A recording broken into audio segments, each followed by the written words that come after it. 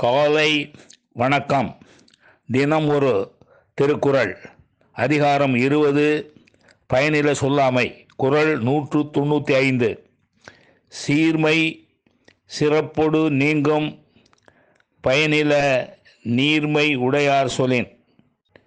மீண்டும், சீர்மை சிறப்பொடு நீங்கும் பயனில நீர்மை உடையார் சொலின்.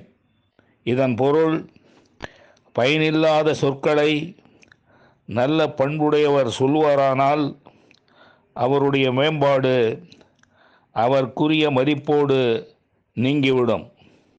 மீண்டும், பயனில்லாத சொற்களை நல்ல பண்புடையவர் சொல்லுவாரானால் அவருடைய மேம்பாடு அவர்க்குரிய மதிப்போடு நீங்கிவிடும். நன்றி, வணக்கம் கூறி உங்களிடமிருந்து விடைபெறுவது தேரெழுந்தூர் கோசகன் என்கிற டிவி நாராயணன், சென்னை.